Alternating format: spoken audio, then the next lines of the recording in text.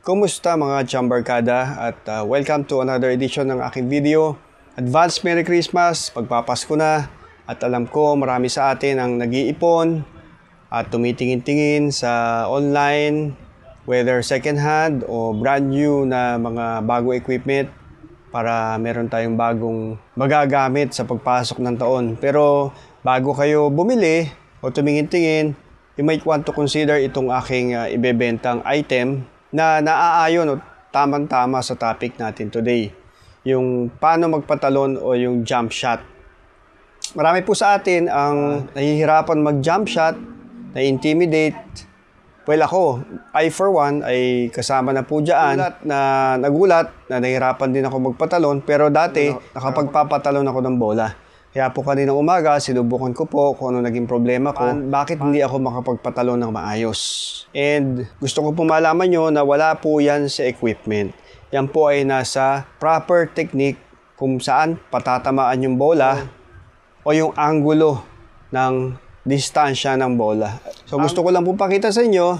Ito po ay aking ibebenta. Ito po ay isang McDermott jump brake Q-stick. So tri-cut na po siya. Ayan. So, ito po yung pan-jump. So, meron po siyang rubber. Nilagyan ko siya ng rubber for easy grip. Makikita nyo sa video mamaya. Gagamitin ko po siya. Tingnan nyo kung gaano ka-powerful. Ayan po. So, bakit ko binibenta? Kung maganda siyang panira, o magandang pansargo, o magandang pan-jump. Kasi po, may parating na akong bagong item. Item na tri-cut na jump Q din. So, dati po black to. Dahil akala ko po siya ay carbon fiber, nung pinakinggan ko po yung texture niya o yung kanyang material, tunog kahoy, kaya sinubukan ko po hagudin ng alcohol at nalaman ko na ito pala ay coated. Kaya ito po ay hinagod ko hanggang sa naging ganito po siya, parang naging ashwood. Pero yung 1/4 niya ay pinanatili ko po yung pagka-black, yung coating. Do not judge the book by its cover dahil pag tinignan nyo yung performance po nito ay hindi po matatawaran. So panoorin na po natin ang video para malaman nyo kung ano yung sinasabi ko. So here, start tayo do sa dart with no bridge. Walang blanketa. Kita nyo pumasok pero actually nakailang take ako doon. See how high piniraise ko yung video. Ang taas ng lipad. Yung pangalawang. So, hindi ko to perfect. Nakakadalawa, tatlong attempt po ako. Yung pangalawang. Bilhin nyo kung gaano kataas. So, may tamang position lang po na dapat tamaan o tumbukin ng tip.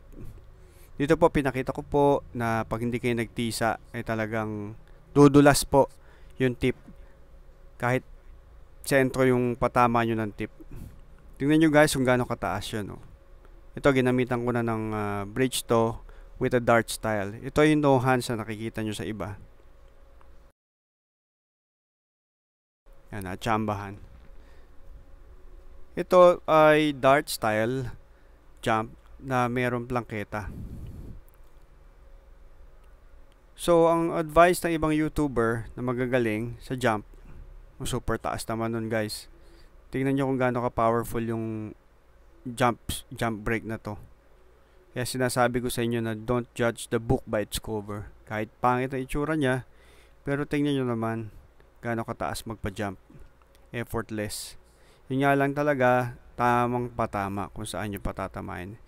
Ito ay isang trick shot. Ang mahirap po dito ay nakadikit sa banda yung bola at possible pag hindi precise yan, yung tira ay possible yung tamaan yung 4 o mapaaga yung tama nyo sa 2. Ito, I'm trying to jump yung long shot. Nakita nyo guys kung gaano kataas yung lipad nung jump. So tamang technique lang at tamang patama ng bola at madali naman pong magpa-jump talaga. Sabi nga na isang YouTuber, yung sinasabi ko kanina, ay para lang kayo tumitira ng normal sa cue ball at sa object ball.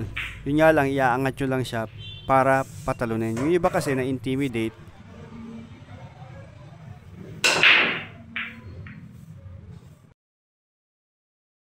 Madali lang palang magpatalon, pero hindi dahil nakapagpapatalon na kayo ng bola, ay kahit hindi kayo maglaro for 1 month o 2 months, ay mauulit yung uli yun sa mga susunod yung laro. Practice makes perfect. And kada practice nyo, kada practice nyo na magpatalon, lalo kayong huhusay, lalo kayong magiging familiar doon sa patama, doon sa pamato. Wala akong secret formula, wala akong sa equipment yan. Yan po ay nasa proper technique at stance. So maraming salamat po sa panonood, and I hope PM lang po kayo sa akin kung interesado kayo dito sa aking McDermott, sa aking jump brake cue. I will be giving this for a very reasonable price po. PM lang po sa akin. Please don't forget to subscribe, like, and share if you find this video very helpful to you. And maligayang Pasko po sa inyo lahat at manigong bagong taon. More power, mga chambarkada. And continue playing, keep on practicing. And I hope lahat po kayo gumaling sa pagpasok ng taong 2026.